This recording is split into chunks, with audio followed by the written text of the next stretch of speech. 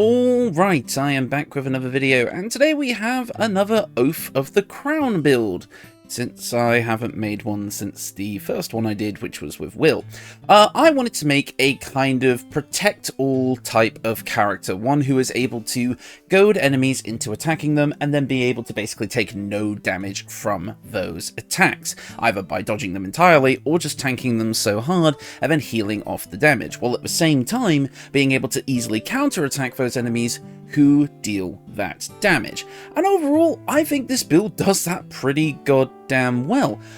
In the combat footage that you'll be seeing now, I basically never dropped below 10 away from my max HP. Like, I never had more than 10 damage at any single time. Granted, the encounter being shown here is not the most difficult encounter, but the fact that I was stunned for half of it and still took next to no damage is kind of insane. And I know, obviously, if I have allies in my party, you know, not everyone is going to be attacking me, that damage might be spread out even further, but the whole point of this build is to goad enemies into attacking us, using Oath of the Crown's unique features, as well as some other stuff that we can get from Paladin. And by combining this with some other stuff that we can get from things like, say, Fighter, which is what's going to be our primary multi-class today, I think we can actually create a very fun and interesting build that makes use of all of these kind of elements to create what I would consider the closest thing to like an MMO tank a la Final Fantasy XIV that we can get. Like, probably there is room for optimization and maybe building on that exact concept more, but as far as making a proper tanking build that actually pulls enemies into attacking you, I think this one works pretty goddamn well. Otherwise, maybe there can be some other variations of this build that I'll explore in the future. I do actually want to make a series based on, you know, actual, like, MMO, I guess, light party compositions where we get, like, a tank, a DPS, a healer, etc., and see how that would go. But otherwise, for now, I kind of like using this concept as a base to explore this potential in the future. I've also brought Karlach along for this one, mainly because I kind of like the idea of her being this, like, protector who will dash in to protect her allies. I think it's quite kind of a cool concept for her. And her own abilities being a Zariel Tiefling, and also there actually being some fire theming to this build in the end, kind of fit her in the end, but it's not really meant to be a Karlach build in the same sense as perhaps my origin builds. I just felt like bringing her along for the ride today. So, without further ado, let's get into the build. We're going to be kicking things off as a fighter today for the Constitution saving throw proficiency that will provide, as well as being able to get a fighting style right away at level 1. We're also going to be able to grab Second Wind, giving us a bit of healing. Again, this build is about having various different ways to keep ourselves healed up, so that we don't have to necessarily rely on our allies to keep us up. We're pretty self-sufficient. And like I say, in most of the encounters that I tested this in, overall, like I say, we don't really take enough damage, so having like minor versions of healing just to keep us topped up when we need to, or maybe shake off conditions like maimed or other things that can be removed by healing, feels very, very good. So Second Wind actually feels quite nice here, especially since we're going to be taking quite a few fighter levels in this build, so we're going to have a decent buff to our healing there. As I said, we're going to be grabbing a fighting style, and we're going to be going for the protection fighting style today. Whenever we have a shield, we impose disadvantage on an attack. We can impose disadvantage, I should say, on an attack against our allies when we are within 1.5 meters, and we must be able to see the attacker. So basically, if we're standing in front of an ally protecting them, we can basically make it so that enemies can't sneak around us and try to attack them instead by using protection. Overall, this is a flavor feature. Feel free to take something like defense if you want a bonus to your armor class, but otherwise, I think protection fits pretty nicely for this build's overall theme. Moving on to our ability scores, and this is a pretty standard Paladin spread. Strength is at 16, as it is going to be our main attacking modifier. Dexterity is at 12, because I don't really want it too low, but since we're wearing heavy armor, you can bump this down if you like and pop it into the other stats. Constitution is at 14. We will be bumping this up later, so don't worry about that too much. Intelligence and Wisdom are both at 8, which I know I hate dumping Wisdom and Intelligence in my builds, because especially Wisdom, because those saving throws can be quite nasty, but this build does have the option to use the Warped Headband of Intellect as a pretty solid choice here, so you can pump that up, and again, if you don't mind bumping your Dexterity down to maybe 10 or even 8 if you really don't care, since we're using heavy armor, you can pop those points into Wisdom instead, so feel free to play around with these ability scores. I am going to say this now though, just to get it out the way, because I know someone's going to point it out in the comments. Yes, a 1 or 2 level dip into Hexblade, sacrificing one of the feat options on this build, giving you charisma-based attacks would honestly be pretty goddamn good. But if you want more info on that kind of playstyle, go check out my original Will build that uses Hexblade and Oath of the Crown. That is a kind of different playstyle, but the kind of principles that I show off in that video can be applied to this one if you want to throw in a Hexblade dip.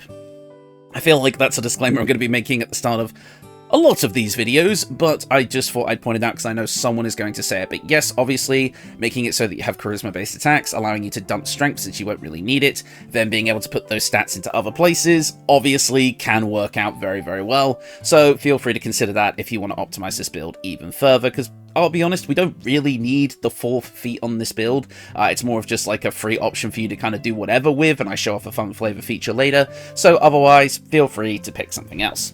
But anyways, moving on to our skill proficiencies. First up, we are, as karlach, we are an outlander, meaning that we get athletics, which I would have taken on this build anyway, and survival, which we don't really need, so it's whatever. You don't have to play karlach as before this build, so you can pick a different background and get some better skill proficiencies that way, but this works fine for us for today. We're also going to grab Intimidation and Perception. I don't think we really need the other ones too much. Perception is okay, and Intimidation is awesome for us, so we're going to be taking that. Especially since we get Thaumaturgy, which gives us advantage on those Intimidation checks. So, you know, overall, pretty goddamn cool for karlach. So yeah, that is level 1. Right, after that first level, we're going to immediately multi-class over to Paladin so we can start getting our important features straight away. Obviously, at level 1, we're going to get a few things, namely even more healing through our Lay on Hands and Healing Radiance feature, which, seems to be a bit bugged with the tooltip right now. Something somewhere broke. Anyways, and we also get Divine Sense in case we need to start taking down the fiends Zariel sends after us. Again, we can almost consider the reason for karlach having this build lore-wise. For those of you who remember my older karlach video, where it was like a post-Avernus type thing where she comes back to Baldur's Gate and she is like a paladin, like maybe we could use the same flavoring from that. If you want to, go back through my older builds and see if you can find that one, because I still think that's a pretty good video, and I think we can make the same justifications for this build using those reasonings. But anyways, we get all this cool stuff here. We're also going to get access to our subclass, of course. We're going to choose Oath of the Crown. So again, if we're kind of living by the idea that maybe karlach comes back as this like superhero type character almost, where she's like a defender of the people, then I actually think Oath of the Crown does kind of work from a lore perspective. Otherwise though, we're mainly just here for the mechanics, I'm going to be real with you. But anyways, we get Righteous Clarity, allowing us to target ourselves or an ally to additionally grant the target's proficiency bonus to their attack rolls. So this uses our channel overcharge, and we really don't want to be using that for anything other than our ability to make enemies attack us. So really, this is never going to come up in this specific build, but it exists for those of you who maybe want to do crit fishing or advantage builds or something with Great Weapon Master. So it's a fun feature, I guess. At Paladin level 2, we're going to get the main Paladin thing, which is Divine Smite, and we will be able to make decent usage out of it with this build, so it's nice to have. But the main thing we're also going to be getting here as well is a fighting style. We already grabbed Protection, so you can either choose to grab Defense for a bit of extra AC, but honestly it will be kind of overkill, or we can go for Dueling to give ourselves a bit more damage, because we are going Sword and Board with this one, so I feel like this one makes sense. Because we're playing as karlach as well, we are a Zariel Tiefling, giving us access to Searing Smite once per long rest without needing to use a spell slot. This is just great extra resource management to have, just giving us an extra little bit of offensive power that fits the build, the theme, and the character, so no reason not to use this in our build, especially since it scales off of charisma, and we actually have charisma today. Charisma in my Paladin build. What is the world coming to? Moving on to our prepared spell choices, we obviously have quite a few good ones to go off of. Now, here, as you can see, we can pick up Command and Compel Duel. Obviously, two spells that we're absolutely going to want to have on this build, but we're actually going to get those for free from Oath of the Crown in the very next level, so I'm not going to be selecting them here. For now, I'll talk about the other options that we can get. Obviously, Searing Smite. If it's karlach, might as well pick it up. As well as Divine Favor to add radiant damage to our attacks if we want. Two pretty solid concentration options for us. We can also grab Heroism, because again, I feel like that makes sense, giving us extra temporary hit points and making us immune to being frightened for 10 turns.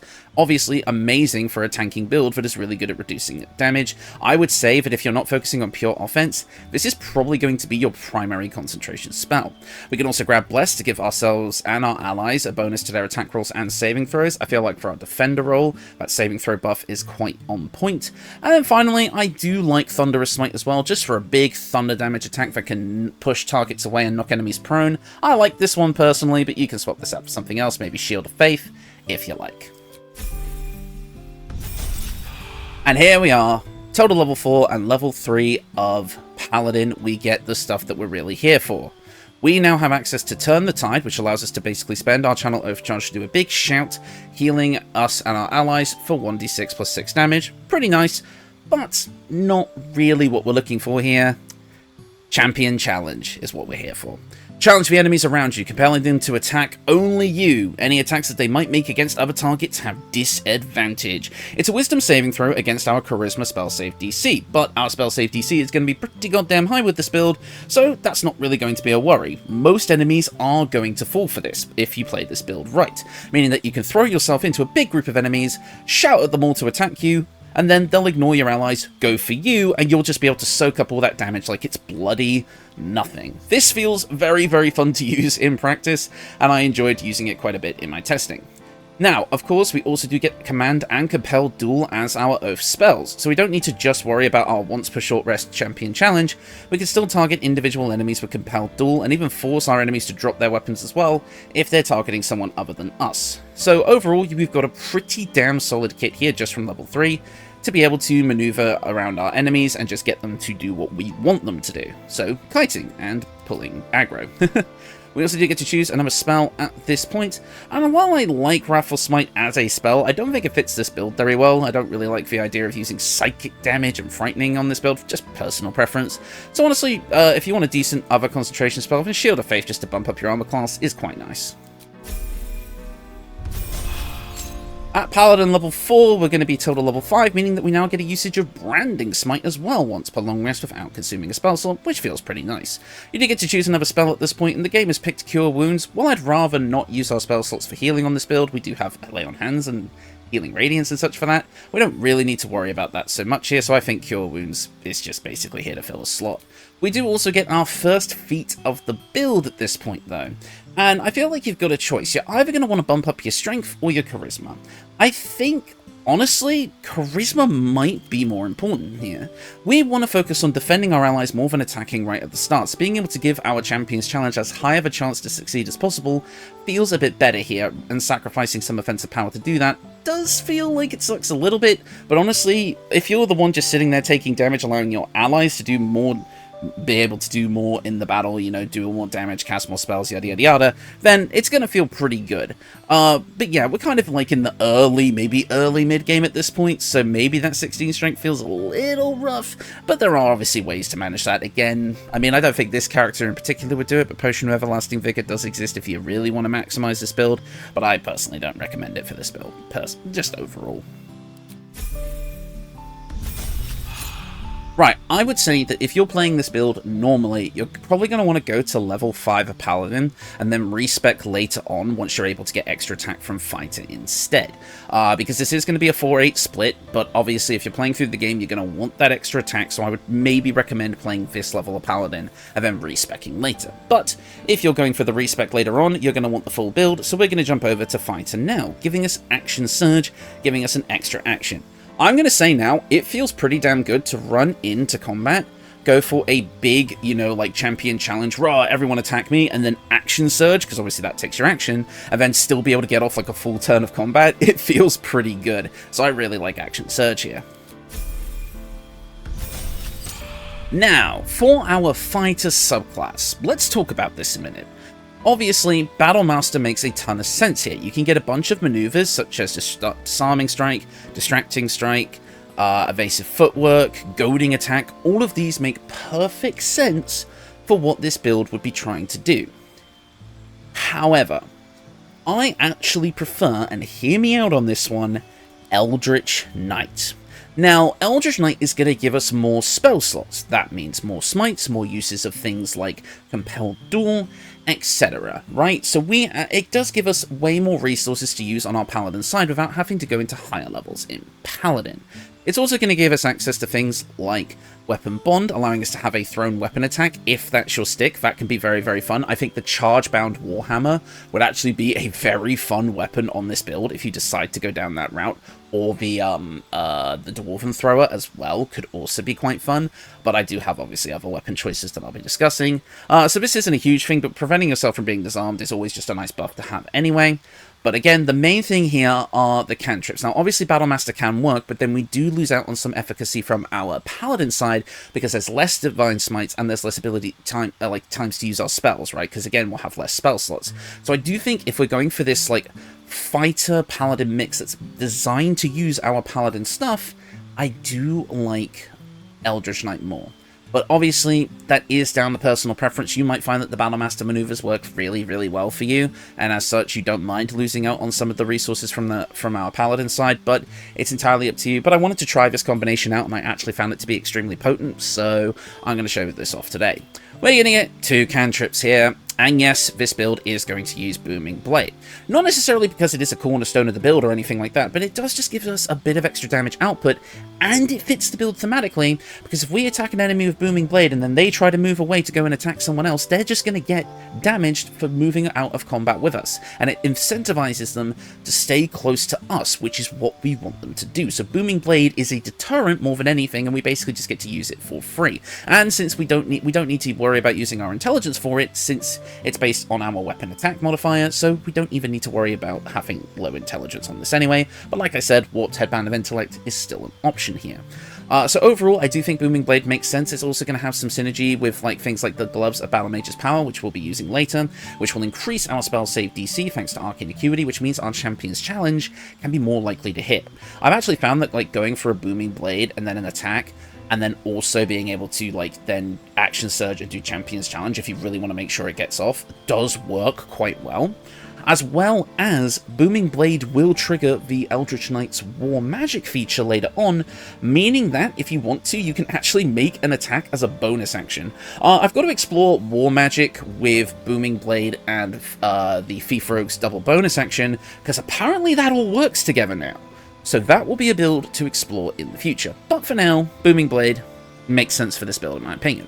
We're also going to be grabbing Friends to give us advantage on charisma checks, because why not? We might as well have some party face capability with our high charisma.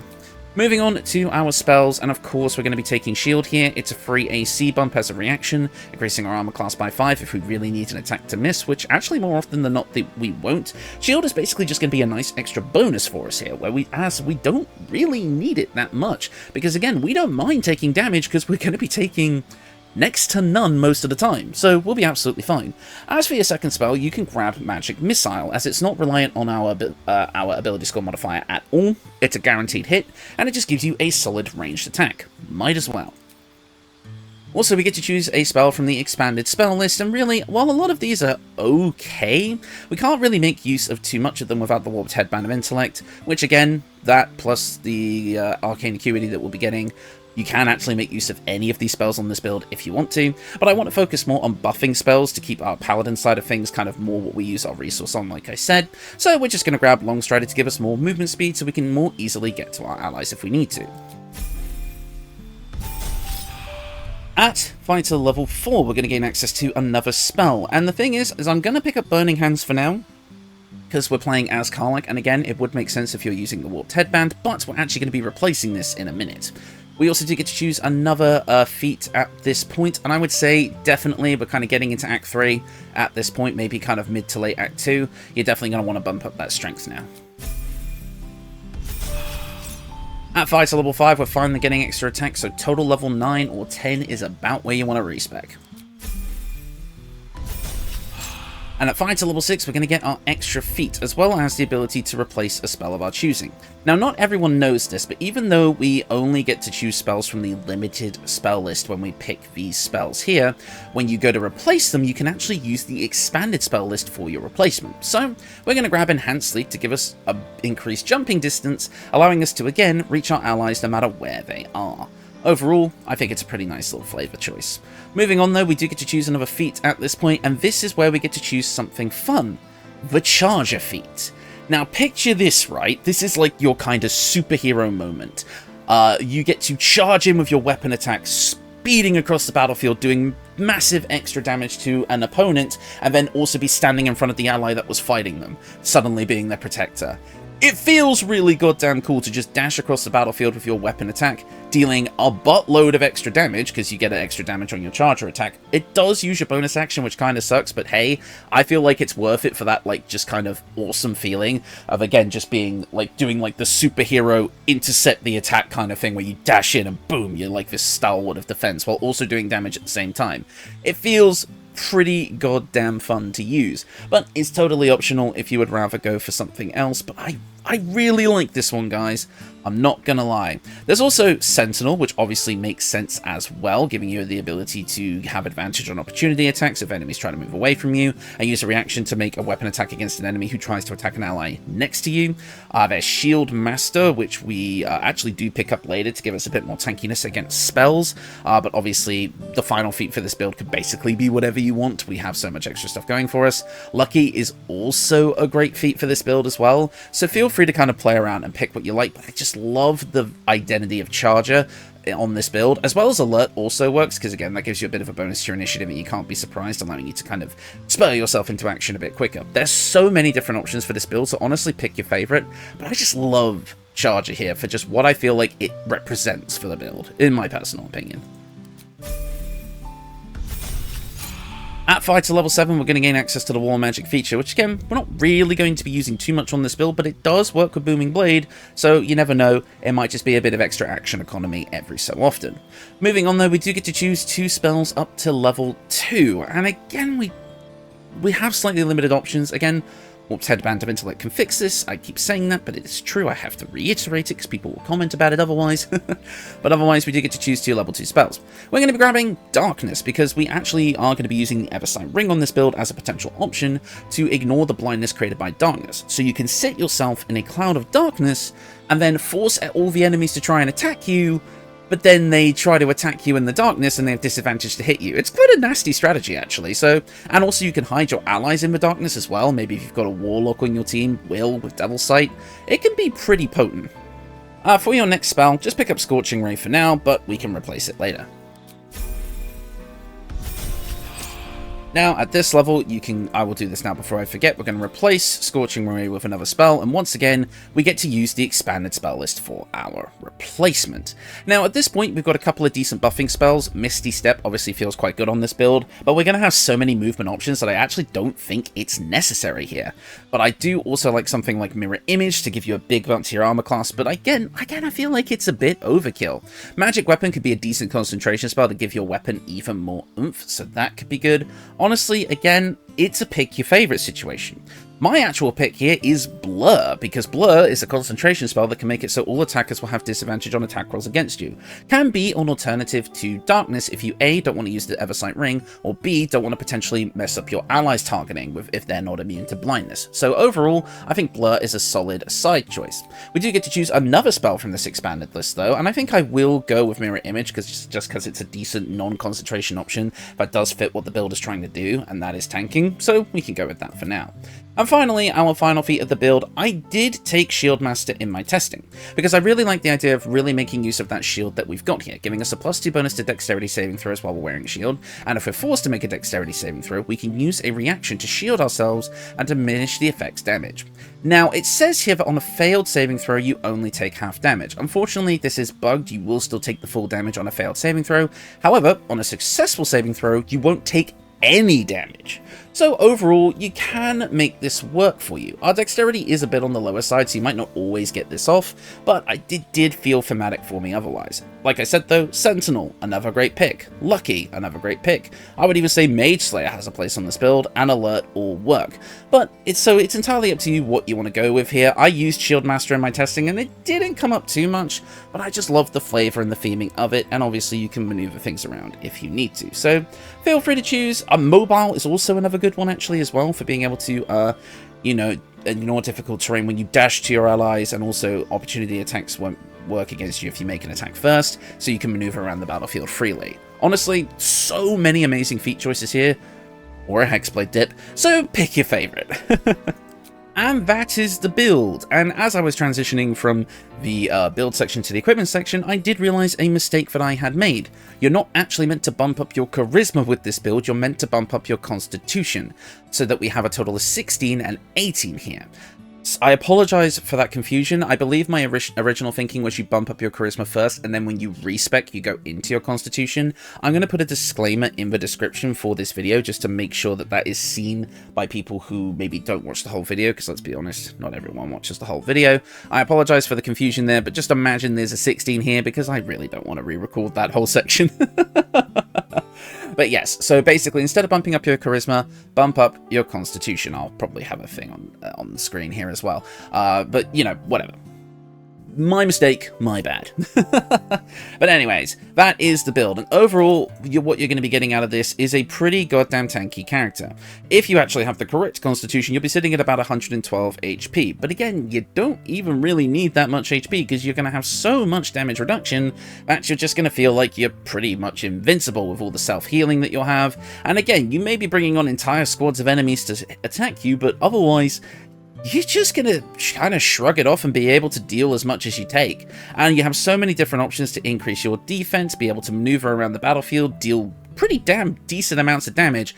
For the record, a charger weapon attack critical hit with a Divine Smite reaction is very, very potent when it actually does happen. You also have a ton of really interesting buffs like Heroism, which I honestly think is amazing for this build. If you're not using Compelled Duel, like Heroism is really, really good. Command is an amazing control spell, and you even have a really solid ranged option in Magic Missile. So, and again, you are really self-sufficient, being able to heal yourself in multiple different ways to shrug off that minuscule amount of damage that you will be taking. And honestly, even though we don't have that many spell slots, we are pretty resource efficient. You are going to be long resting quite a bit with this build, probably, but overall, if you're spreading out in like the damage and the resource management across a whole team rather than just solo, you're probably going to do just fine. So I actually think this is a pretty fun and interesting way to kind of build this defender character. I do need to make a build that uses more levels of Oath of the Crown in the future, but for now, I'm quite happy with what this build can do. So let's take a look at the equipment, and you can see kind of where my thought process came in. So first up, where the mistake happened, Duke Ravengard's Longsword. This will allow us to gain a +2 to our charisma, giving us a total of 18, which is all we really need, with this weapon equipped, which is how we're able to put points into Constitution without feeling too bad about it. Plus, whenever we kill an enemy, we'll gain temporary hit points equal to our charisma modifier, so we just have a lot of temporary hit points all around. We also get Commander's Strike, which feels very on theme for this build, allowing us to, using our action and our bonus action, and basically instruct an ally to attack using, and they can make a weapon attack using their reaction on their next turn, and we can use this once per short rest. It just feels very fitting to, again, dash in, beat a defender, and then kind of command our allies to attack in our stead. I love it. I feel like it just fits the build too perfectly not to include here. In the other game, though, you can go for the Faithbreaker, which is just a pretty solid warhammer. Comes with its own unique attack that allows you to do basically a force damage mini-smite, which I think is quite cool, but otherwise it just feels nice in the hands of a Paladin. Faithbreaker may be kind of counterintuitive on the name, but I think it still fits quite nicely. Now, you can use any shield you like on this build, but I actually really like the Absolute's Protector here. If you grab the Absolute's brand earlier in your playthrough, you can reduce the damage received from spells by 1, which is, again, it's technically more tanking, as well as you can grab Fire Shield Chill, meaning that any of the enemies that we force to attack us will have to deal with cold damage retaliation, which feels pretty damn nice. Overall, though, any shield will work, and in fact, shields that give you an extra spell slot, like the Shield of the Devout, could also work quite nicely here, so feel free to change this up if you so desire. Moving on to our headpiece, we have the Helm of Baldur. Now, this feels like, oh, it's just the typical overpowered option, but again, for this type of heroic character that's an Oath of the Crown Paladin, it just feels like it fits. It allows you to heal 2 points at the beginning of every turn, helping shake off a lot of the minuscule damage you'll be taking. It gives you a buff to your armor class and saving throws. Again, great for tanking. You cannot be stunned, which is a lie, by the way. As you'll see in my combat footage, I was getting stunned quite a lot, despite having this helmet equipped. So that might be bugged. But attacks also can't land critical hits against you, so that does feel pretty good if you're going to be taking a lot of hits. Critical hits will be the one thing that can really break through your defense, so being immune to them entirely feels pretty good. However, If you don't want to just go for the obvious overpowered option, then, like I say, the Warped Headband of Intellect can enable a whole new set of moves from our Eldritch Knight side, as well as the Holy Lance Helm can make it so that if enemies miss you with an attack, they immediately take extra radiant damage as another kind of counter-attack thing, and one of these two would definitely be my early game option for the build. Next up, the Cindermoth Cloak, fitting the karlach theme, but I would have had this either way. Any creature that damages the wearer within 2 meters will receive the burning condition, so for the penalty of attacking us because we forced you to, like, you're gonna take 1d4 fire damage every turn. That feels pretty nice. For your armor, as you can see, we got a lot of options here, so let's talk about them. The Armor of Persistence is probably going to be what most people would want to play with this build. It reduces all incoming damage by 2, gives you resistance and blade ward, helping both your saving throws and giving you resistance to all slashing, piercing, and bludgeoning damage, which obviously feels very, very good. And comes with a base 20 AC. With our shield and the Helm of Baldur, we're sitting at 23 base, which is very, very nice. Otherwise, though, I do think there are some more, let's just say, interesting options. First up, for your early game option anyway, is the Adamantine Splint Armour, giving you that same damage reduction, inflicting reeling whenever a melee attack hits us, making subsequent attacks more likely to miss, as well as it comes with that critical hit immunity if you don't want to wear the Helm of Baldur, but you still want that benefit. Overall, this could just be a solid replacement anyway. At the cost of 2 AC, it feels pretty damn good to use. Next up is the Rippling Force Mail, allowing us to gain Force Conduit whenever we take slashing, piercing, or bludgeoning damage. Force Conduit allows us to reduce that damage taken by 1 per stack that we have, which obviously with this build it stacks up to 5, so you can have a -5 damage penalty, I guess. How do I word this? Basically, you can nullify up to 5 damage, which is pretty damn good. And if you take damage while you have 5 stacks, you retaliate with force damage. So this can be great for tanking and gives you another counterattack option. Next up, the Dwarven Splint Mail gives you a +2 to your Constitution, so it's another way to kind of bump up your stats if you want even higher Constitution. With this build built correctly with this armor, you would have 19 AC base with 18 Constitution, 18 Charisma, and 18 Strength. That's pretty goddamn good for a tanky Paladin. Just maybe wear camp clothing with this one, because I really don't like the way this armor looks. Although, hang on, experiment time. Let's actually color this in the Drake General dye, which is what I've used for this build. Okay, that's not the worst, but it's still not my personal preference looks-wise, but it could definitely work. So yeah, I mean, up to you, could be a decent option. And finally, the Armour of Devotion to give you an extra Channel Divinity, or Channel Oath, I should say, sorry, once per long rest. Overall, you got a few different options here that all work pretty goddamn well. Moving on to our gloves, we have the Gloves of Battle Mage's Power, as I said. Whenever you hit a target with a spell or a cantrip that uses a weapon, you gain access to Arcane Acuity. So this is Booming Blade plus any of the Smite spells, not Divine Smite itself, unless that Divine Smite is used on a reaction from a Smite spell attack that crit, or a Booming Blade spell that crit, because then it actually gets applied twice, which is kind of fun. But otherwise, yeah, this is just here to increase our spell save DC through Arcane Acuity, which can help with subsequent Smite spells, and obviously our Champion Challenge, like I said. Not really essential for this build if you don't want to lean too much into the Booming Blade side of things, but it can help. There's also, if you want a different glove option, the Gloves of Missile Snaring, allowing you to reduce the damage of ranged weapon attacks by 1d10 plus your dexterity modifier. For us, that's 1d10 plus 1, but still, as a reaction, being able to nullify ranged attacks that we normally couldn't do anything about with this build actually feels pretty damn nice. I originally had the Cinder Snap gloves on this build, but those took our concentration, so it didn't really feel as good, whereas the Gloves of Missile Snaring are a great early game option anyway, and just give us a bit more tanking against ranged attacks, which feels pretty damn good, potentially nullifying them altogether. And finally, for our boots, pretty simple option here, but we do have the Boots of Speed to give us a bonus action dash that imposes disadvantage on opportunity attacks against us. This is just here, so again, we have another option of being able to quickly get to our allies if we need to, being able to plant ourselves down in front of them, and again, that disadvantage on opportunity attacks feels quite nice if we do need to move out of range of an enemy that we're fighting. And again, with our high AC, that basically means we're not going to get hit, which is really, really fun.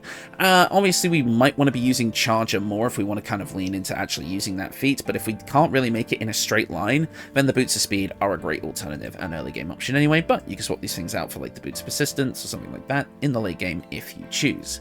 Moving on to the accessories, I mean, how could I choose anything other than the Unflinching Protector Amulet? Whenever a nearby ally is targeted by an attack of any kind, you can use your reaction to make that attack automatically miss once per short rest. Great late game option. For an early game option, or an alternative altogether, the Periapt of Wound Closure allows you to automatically stabilize at the start of your turn when downed, and whenever you are healed, you restore the maximum amount of hit points possible. This can really help with our self-healing, basically just making sure that we're always topped up on HP really easily, and if someone does need to quickly heal us with a spell, we're just basically going to go straight back to full. So, this can really help. Moving on, the Eversight Ring for our Darkness play, if we want to go that way, makes us immune to being blinded. As well as the Ring of Regeneration to give us 1d4 healing every turn, or 4 healing every turn with the Periapt, if you want to really make sure if you want to make sure you're just topped up on HP and don't have to rely on your teammates to do that. Otherwise though, there are some other ring options. I like the Ring of Reaction to ignore the effects of difficult terrain and cannot be paralyzed or restrained, basically meaning that we just cannot be stopped. We will always be there to defend our friends. And finally, of course, the Ring of Arcane Synergy if you really want to lean into the Booming Blade side of things, giving you Arcane Synergy, adding our Charisma modifier to the damage of our weapon attacks every time we use a cantrip, and then that buff kind of sticks around for subsequent attacks, obviously pairing this with Booming Blade on a high Charisma build for us. It's just going to be insane, so yeah, obviously that is the power building option for sure. And as I said before, everything here is coloured in the Drake General dye, which I believe is vanilla, but from the deluxe edition, because I believe this is a reference to Divinity. But yeah, that is the build, and overall I think this is probably one of the most solid tanking builds I've ever made. I really did want to make a proper tanking build with Go for the Crown for a while now, and I just suddenly remembered like, oh hey yeah, I should do that, which is why this video exists. But yeah, overall I feel like we've got a pretty solid skill set. There's room to improve the build. There is room to, you know, maneuver things around and like, you know, do different options. You've got a lot of customizability with this one. So overall, just feel free to play around with this concept, adjust it as you need, and find what works for you. I think this build is just basically it's a basic blueprint for the kind of playstyle that I'm trying to get across, and I think there's just rooms to adjust it and do what you like with it. So yeah, overall, I feel like this one is pretty goddamn good. Right, that's going to do it for me. Thank you all so much for watching, and I will see you all next time.